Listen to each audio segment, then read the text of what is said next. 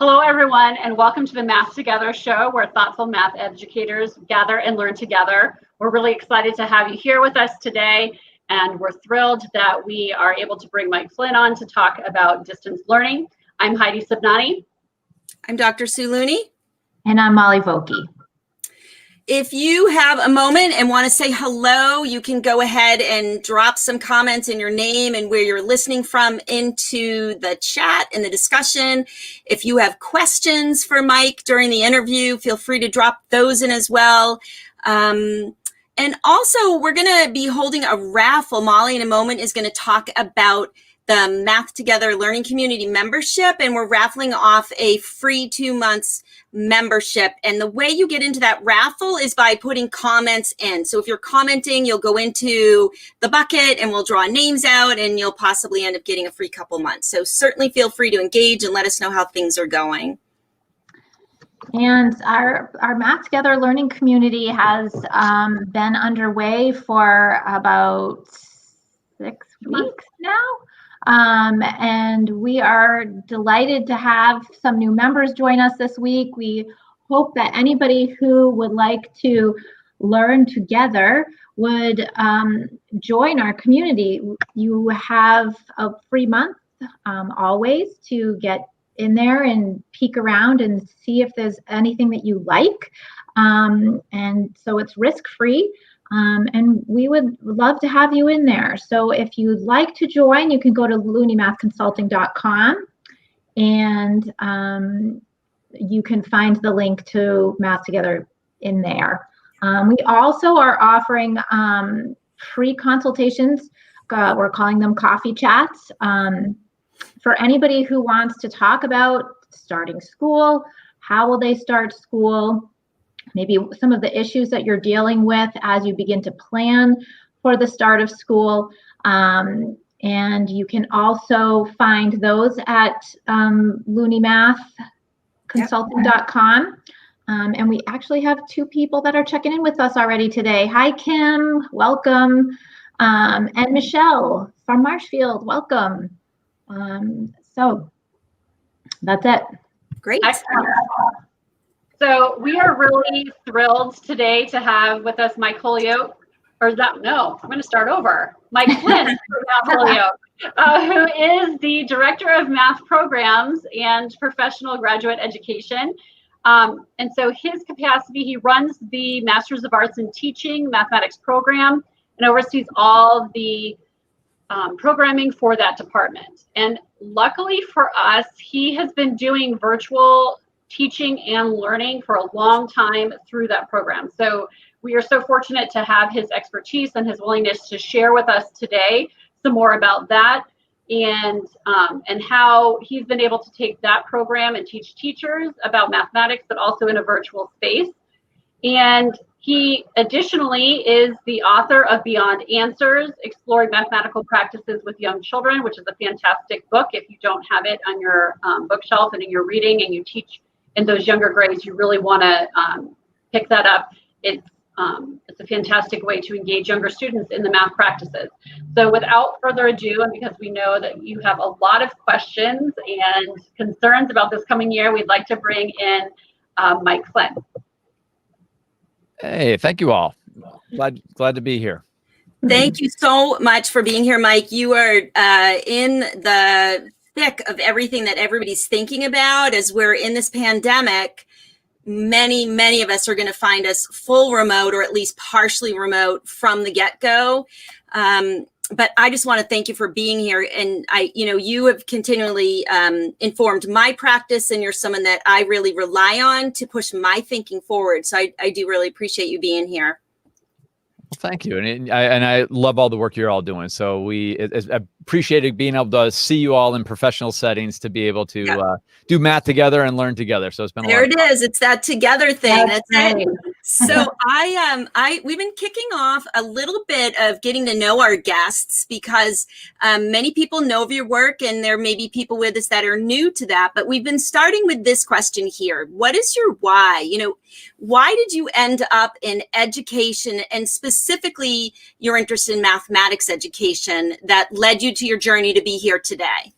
That's a great question. So what led me to education actually was my senior year in high school. We had a program that seniors could take called peer education, where you would learn about how to engage youth in conversations around peer pressure and sort of the dangers of like things that teens experience, and with the goal that we would go to elementary schools and meet with sixth grade students and teach them about that before they get into middle school. And so I did the course, like a bunch of my friends and I took it, and I didn't even think about education at all, but I did a lesson for sixth graders on peer pressure, and my peer ed teacher said, I really should think about getting into education. She said, I just had a natural talent for working with students, and I had no interest. I was like, thank you, I appreciate that, but I'm going to produce music videos for MTV because that's what my goal was. I actually went to school for video production because I grew up in the MTV generation when MTV actually played music, and I love music videos, and I'm like, that's what I want to do with my life. So I went to school for mass media, it was a mass communication, and did a couple of years of that, but actually found that as much as I love TV production and production in general, it just wasn't the career that I wanted. And I started to think about what would be a meaningful career. And Mary Kramer, who was that teacher, popped in my head. I'm like, maybe I should look at education. So I switched majors, and that brought me into education. But interestingly enough, I hated math. I always never really liked math as a student. It bored me. I wasn't bad at it, but it was not a subject I enjoyed. So I didn't actually enjoy teaching it either. And I taught it the way I was taught, even though I hated the way I was taught.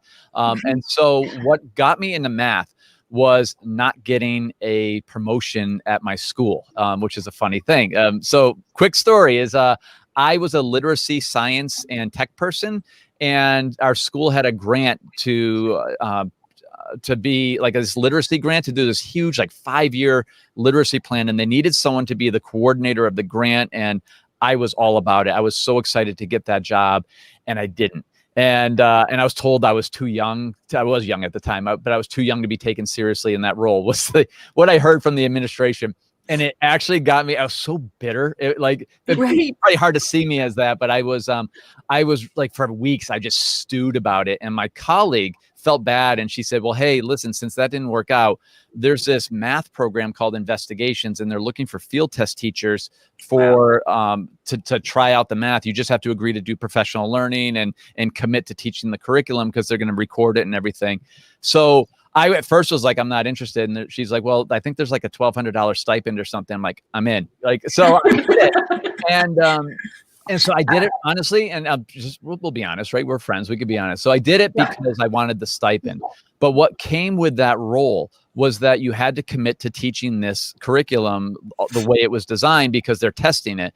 And I also had to commit to doing professional learning. And so I did this in the professional learning, like the people that I got to be around. I didn't know at the time, but they were people named Deborah Shifter, Susan Joe Russell, Virginia Bastable, Deborah Ball, Hyman Bass, and I had no idea who any of these people. I knew a little bit about Virginia and Deborah from out Western Mass, but in general, I didn't know who any of these people were or the status that they had in the math world. And so I just engaged in professional learning with all these people as if it was just a regular PD. And it's mind blowing, right? Because you're around the people who are leading this work. I had no idea who I was around, but I got to learn from them, and you can't help but change your practice. So between that, and then Mount Holyoke College had summer math for teachers, these two places really changed how I thought about math. And then that put me to where I am today. I love it.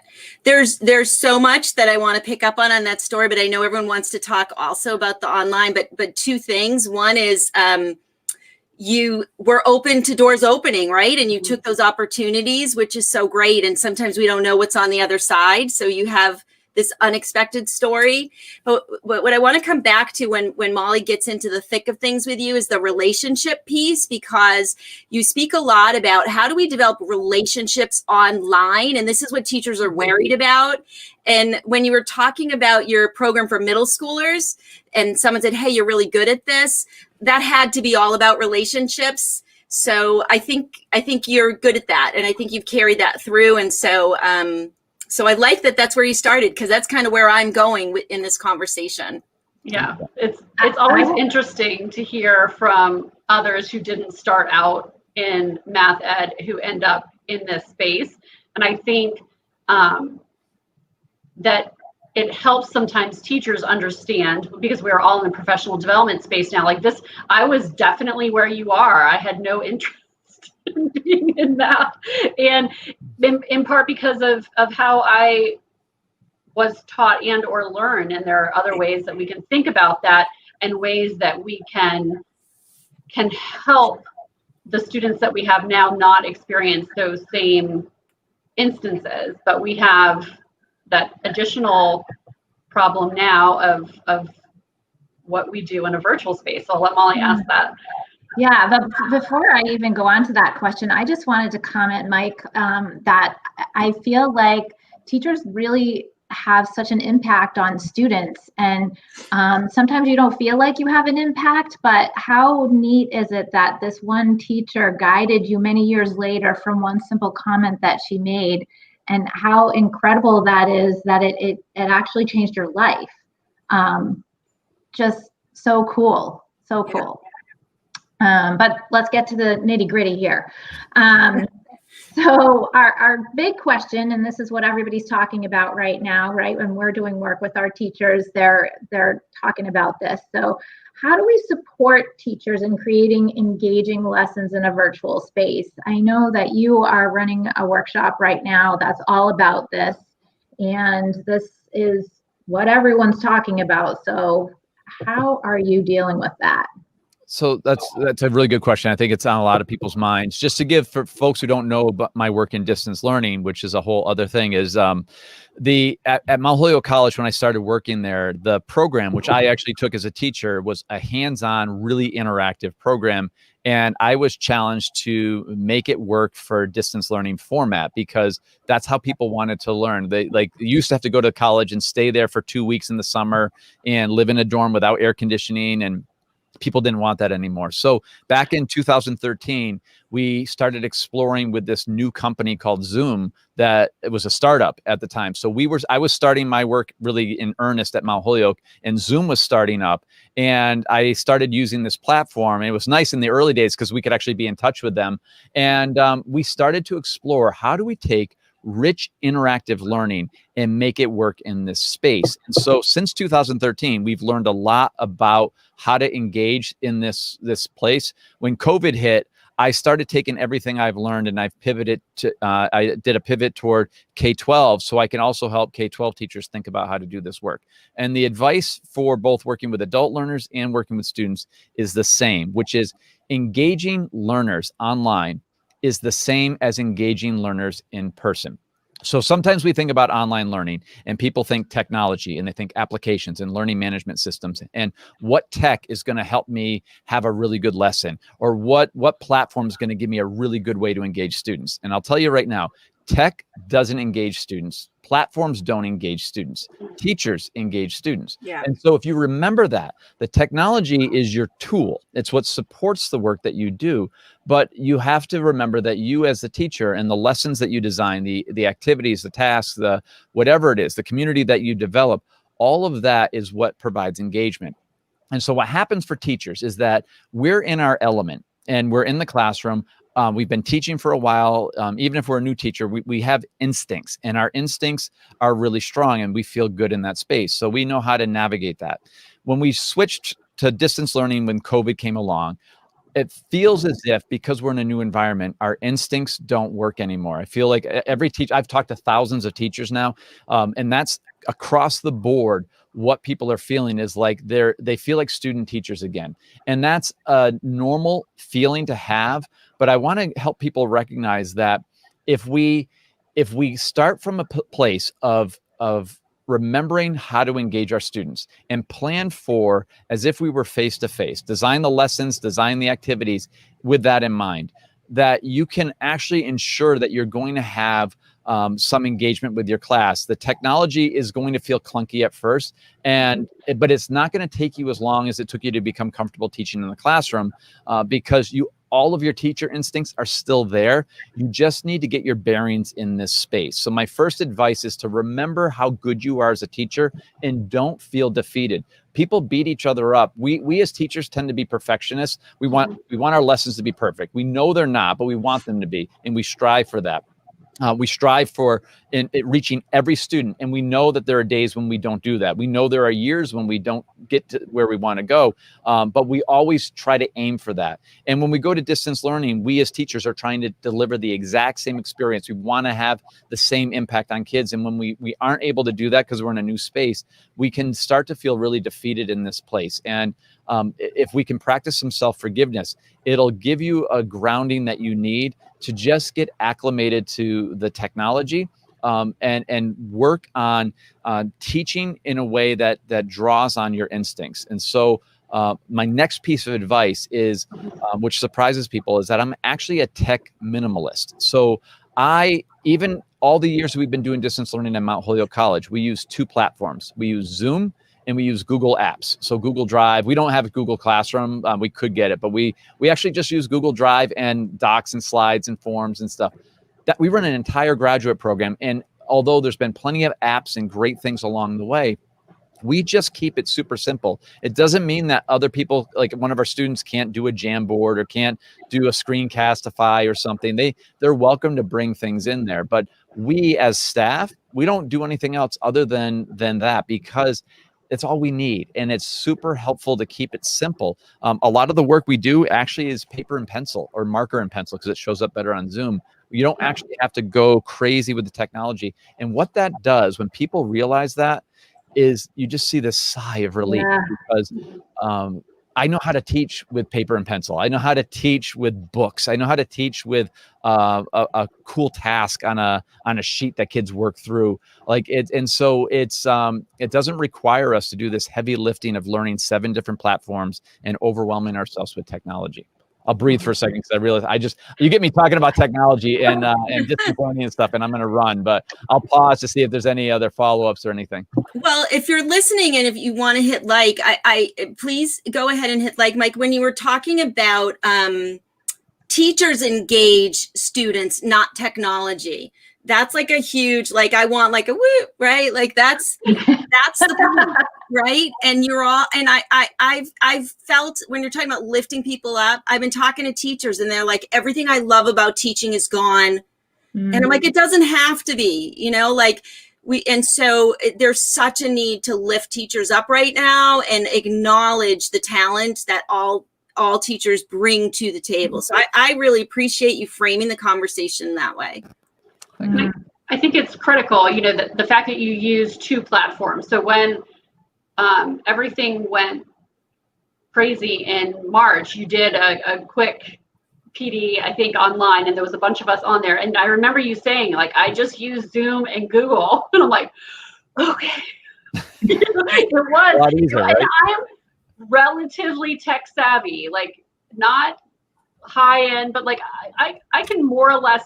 But it was just that, okay, so make it simple. Like what's my ultimate goal for how I want to engage students and teachers in a space, and then use those tools to design that. And those are things that I'm familiar with. Like, I know the Google apps enough that, okay, that's familiar. If I need some other thing, I'll find it. But it did take some of that heavy lifting off, I think, in allowing me to sit back and think, okay, it's okay that I don't go out and learn 20 different platforms. Right? Yeah. I can do it with just this one thing. Yeah, there's a lot that you can do with Zoom. It's actually kind of amazing because it's a super simple platform to use and still pretty effective. I'm using it as I'm tutoring, and I've been able to do a lot of different stuff just because I can share my screen and I can use a whiteboard. But I wanted to go into the comments for a second because Ellen is asking, so about a hybrid environment, where do you have the time to be on Zoom with your kids except for check-ins and maybe small group activities? Let me just clarify it. The question is when you do not have the time to be on Zoom. Oh, yes, right. For check-ins and small group activities. So sometimes there are restrictions for various reasons in districts. And so if that's your parameters, what about a hybrid environment where we're not using Zoom except for check-ins in small group? So that definition, because there's a lot of different definitions of hybrid. So Right. so hybrid for me is like having some people in class and some people online at the same time. So this is having some check-in moments on Zoom, but mostly asynchronous. Is that the? Yes. Okay. Mhm. So in this case, so asynchronous, I mean, the hard part with asynchronous learning, and there's a place for it. I have a whole distance learning workshop that's done asynchronously. So you can engage people that way with asynchronous learning. The thing that's important then in those cases is if you're going to be having Zoom time as a check-in, and hopefully as a check-in as a class, not just one-on-one, although that's awesome to be able to do the one-on-one check-ins as well, then those Zoom times should be relegated just to building class community. So much of learning, particularly asynchronous learning, well, learning in general is all about relationships and community, and it's a human endeavor that we push on each other's ideas and we grow together as a group. When we do stuff asynchronously, we lose a little bit of that connectedness, even if we're assigned to small groups and partners and things. And so, like, if I don't know Heidi and Sue and Molly, but they're my response partners, so I know their names, I see their avatar, and now I know that if I post on Wednesday, that by Friday they have to respond to me. Like, you can say we have some kind of relationship, but we don't really know each other that well. And so one thing that's important is that when you have access to live times, those should be moments where we build community, we build connectedness, and then because that's the only time we're going to start to foster that connection. What that allows us to do, that if the three of us are able to meet in a breakout room and do a task together and connect a little bit, when I see their names on my message board and I have to respond to them, I know Sue. I've heard her voice. I know her personality. We now start to have a relationship. So those asynchronous interactions become a little bit more meaningful. So that's one tip. Another tip with this is asynchronous. When that often requires that we as teachers have to create recordings. And so this is where, fortunately for me, my background in video production kind of came through, which is we are, even now, we are television personalities. And it feels weird to say that. We're educators. We're not night show hosts and things. But if we're engaging students, you can use a lot of the skills and techniques that they use on shows right now. So for instance, right now, I'm actually not looking at any of you. I can see you. You're about here in my vision. I'm looking directly into the lens of the camera, and I've been doing that the whole time. The reason is although it's unnatural for me to do that, I should see your faces as I'm talking to you.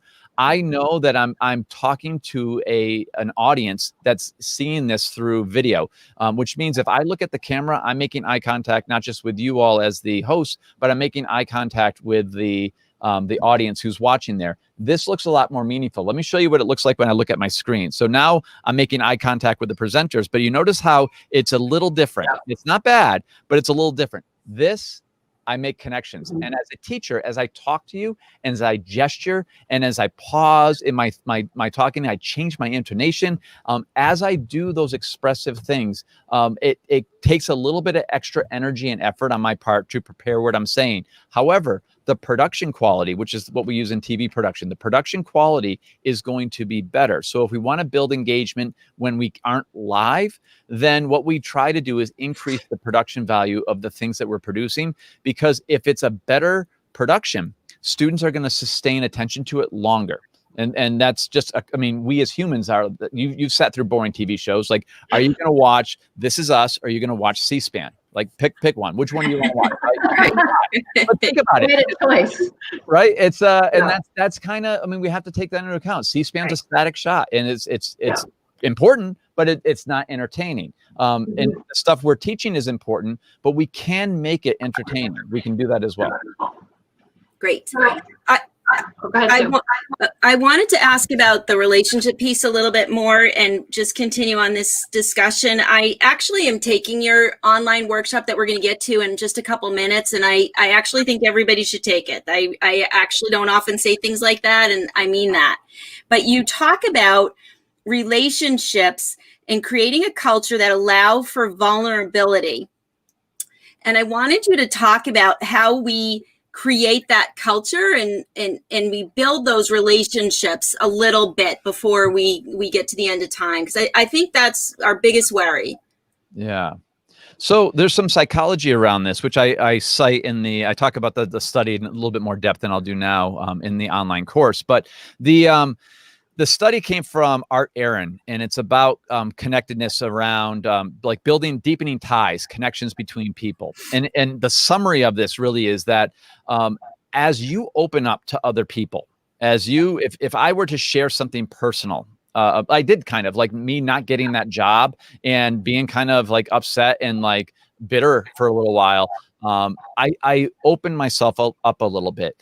And then Heidi reciprocated. What she did is she shared that same thing that she wasn't even in the math world. She wasn't interested in that.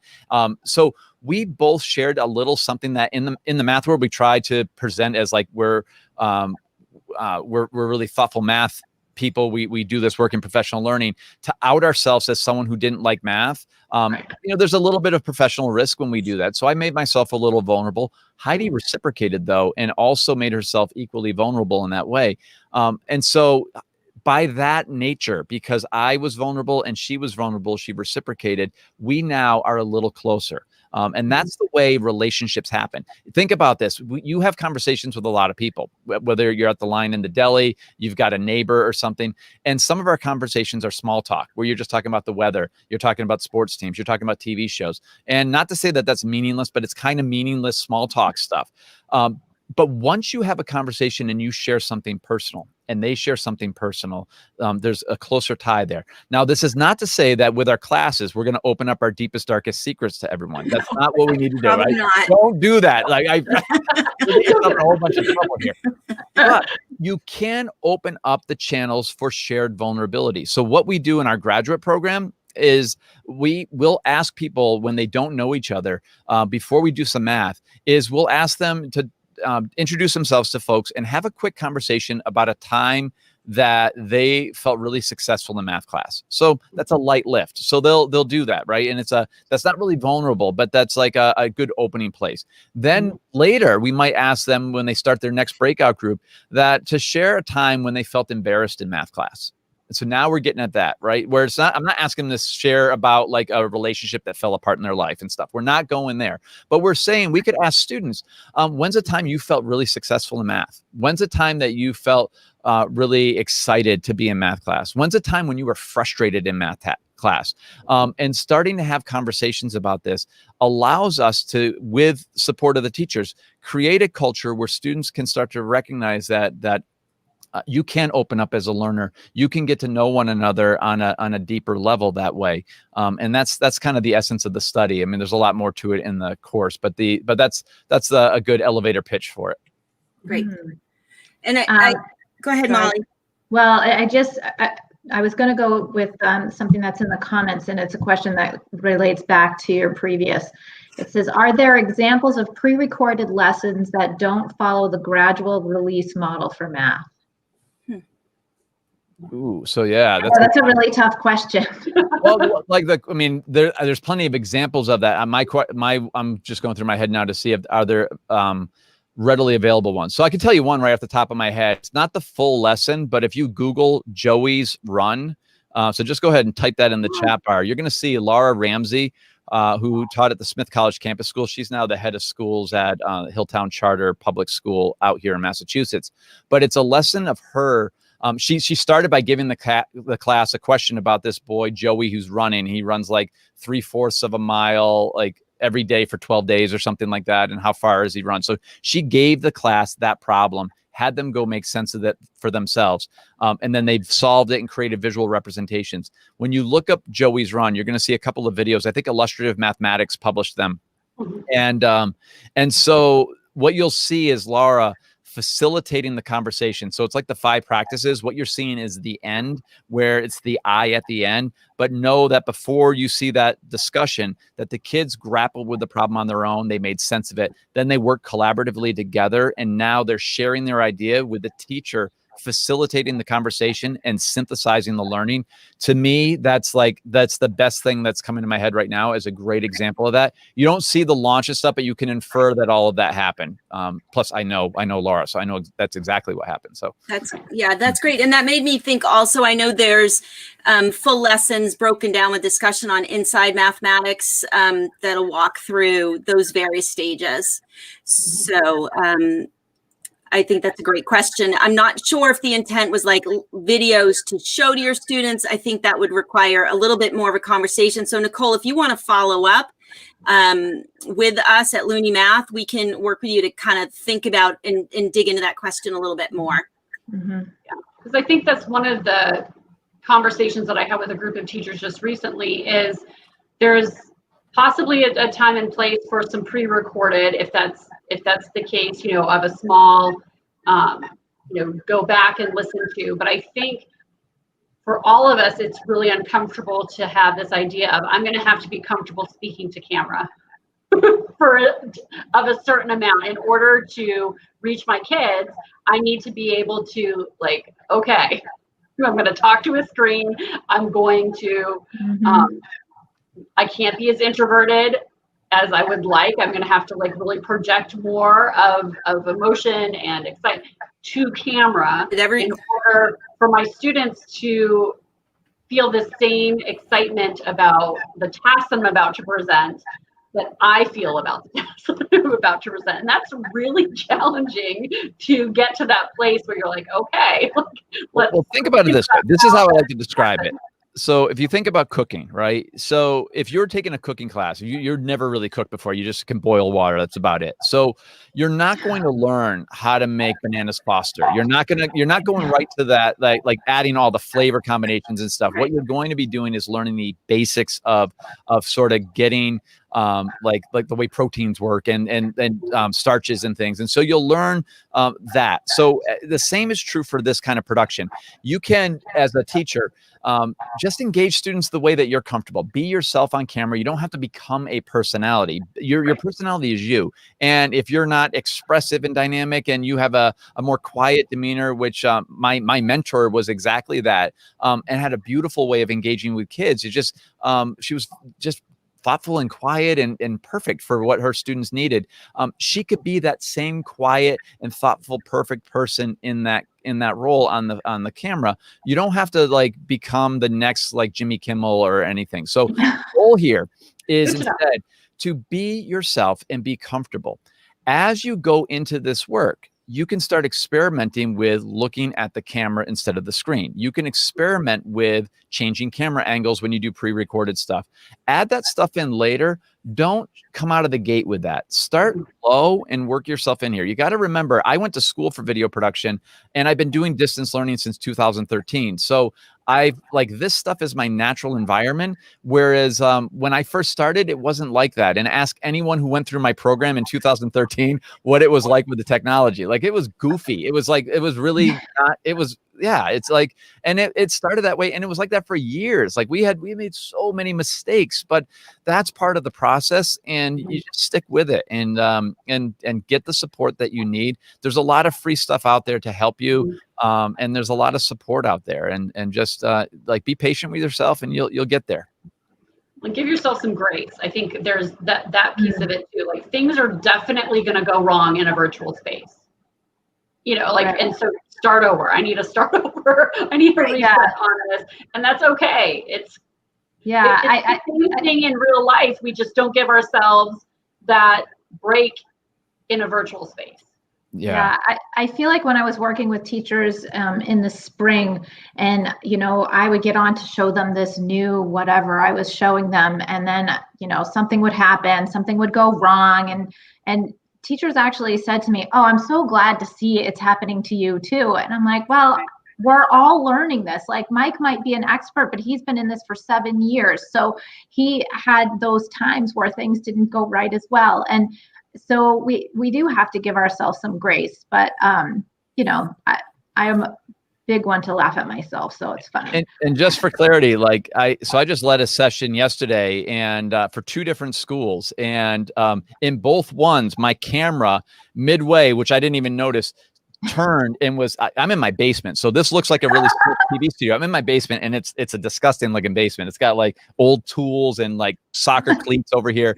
And the camera was on that the whole time. And I'm talking to the camera because I don't look at the monitor, right? So I'm looking and in my head, I'm like, it looks a little crooked. And like, but I'm like, I'll deal with it when we go to breakout rooms. And we go to breakout rooms, and I see my monitor. I'm like, oh man. And then I came back, and everyone was like, that was so good to see, because this happens. It happens all the time. Like, so it's okay, and you can laugh about it, and it makes you real. So and kids don't care. Those of us that teach, the kids are so endearing and forgiving, and they just want attention. They want to be seen. They want your ear listening to them. So I want to be mindful of time, because we could keep you for hours, and we know we've got another engagement coming, but we want to give you an opportunity to talk about a few more things. Yeah, so we're interested. I know other people who are here watching as well are interested to know how they can find out more, some things that you are working on that we can highlight here in order to help them find out more about the work that you're doing and how that can help them in the classroom. Perfect. All right. So, well, let me start. I guess if we want to go with distance learning. So Sue had mentioned a couple of times, and I talked about it too. So grassrootsworkshops.com is Robert Kaplinski runs this site, and Sue actually has a course on there as well, or a workshop on there as well. Yep. So I have a mini workshop for teachers. I'm going to put the link in the chat right now. But this is a mini workshop that actually talks about right from like how to begin in this work. Like we dig through the mistakes that happen in online learning, how to avoid them, how to set up your workspace, how to build community, how to then engage, how to modify lessons. There's a lot of stuff in there, including how to navigate challenges, both tech challenges, but also behavioral challenges and things that might arise in Zoom. So there's a lot there if you're interested in that. That's one of the things that we have going on. And if you work with adults, if you're a professional development provider of some sort, I'm actually running a live training. It's a 2-part series to help people learn how to engage in adult learners in the same space. And I'll put the link in there now as a second one. So this is if you're interested in that. It runs on Monday. It starts on Monday. So I think registration closes Saturday night. So if you want that one, you have to move kind of quick. And then one other one that I'm doing for distance learning, and I'll let you all in on a little secret of something I'm running that I haven't actually told anyone yet. It's been in my head the last couple of days. There's no link to it yet, but I'm going to tease it out. But this one here that I'll share is available. So I want to do a monthly series to tackle the challenges that people are getting with distance learning. This is free. So it's going to be the PLC style. It's only 30 minutes. Here's a link for that if you're interested. It's once a month. Sometimes in the morning, sometimes in the evening. I'm going to mix it up because I have a lot of folks internationally that want support with distance learning as well. So I'm going to accommodate both time zones. But this is going to be every month. We're going to pick a couple of really tricky spots that people are struggling with. And I'm going to work with people to troubleshoot it. It's not going to be Mike solves your problems, because like I believe that collectively we can work on this. But it'll be a place where we will dig into what are the challenges and how might we solve them. And we'll record them and make them available, but this will be completely free for people. And then the other one that I haven't even let people know about, but one of the things that I do a lot, and you might have seen some of my free resources that have gone out there, like different games and activities you can do in distance learning, is I like to take instructional things that people want to do, lessons, tasks, games, whatever it is, even facilitator moves, teacher moves, and basically hack them to make them work in the online space. And so when I got a chance to go to Facebook headquarters last year and do a tour of it. And one of the things they talked about was a hackathon that they do where they take like an app or some kind of software that doesn't seem to be like it's kind of lived out its potential.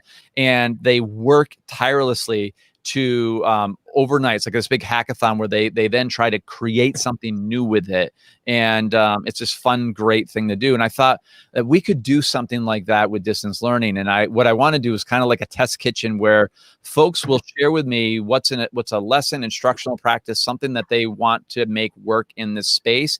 And then I'm going to, I've got some colleagues of mine that we sort of bounce ideas off each other, is that I'd like to get together with them. We'll record it and we'll basically, we'll do it. We'll record the process that we use. So it won't be like we just do it and then present a perfect thing. I want you to see the process because that's the power. It's not like it'll be great that we'll have something that people can use.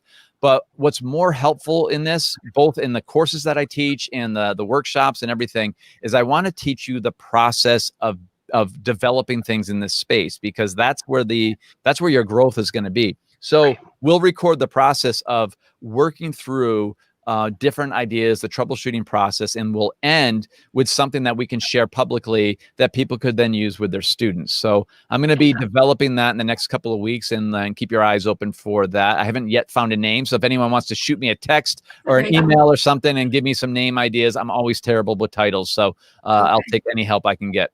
So how will we hear about that? Will that be on like Twitter if we follow you? Or? Yeah, Twitter, Facebook. If you follow me on Twitter, if you my handle, I'll just put in there if you're wanting to be updated is at Mike Flynn 55. Did I spell that right? You should see before. No, I did not. Try not to spell my name. Okay. Your own name wrong. That's not good. Yeah.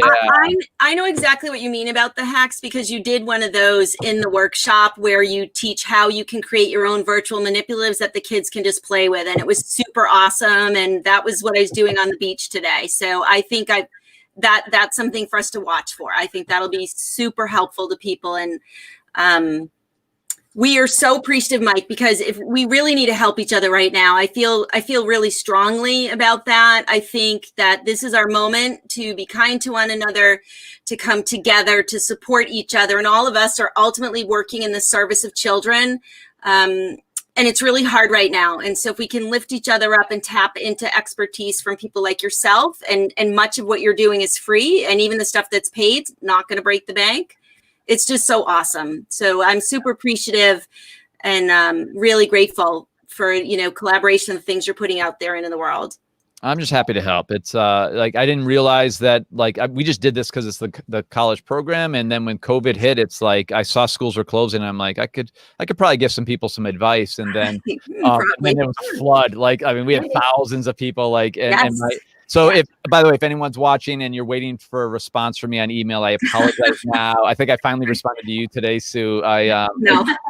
It's a nightmare right now. So, but it's a good nightmare, but it's a little busy right now. Good. Yeah. All right. Well, thanks so much for being here today. We really appreciate it. For joining us. Thank you. And everyone watch for those new links that will be coming up, and there are additional ones in the chat box.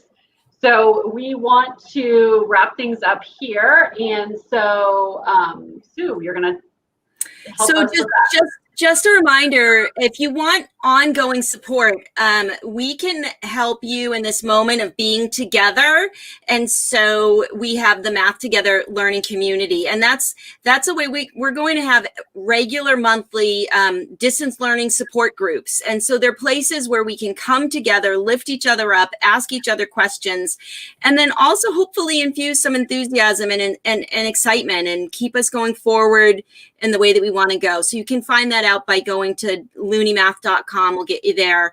And the first month is free. So it's really, like Heidi said at the beginning, no risk.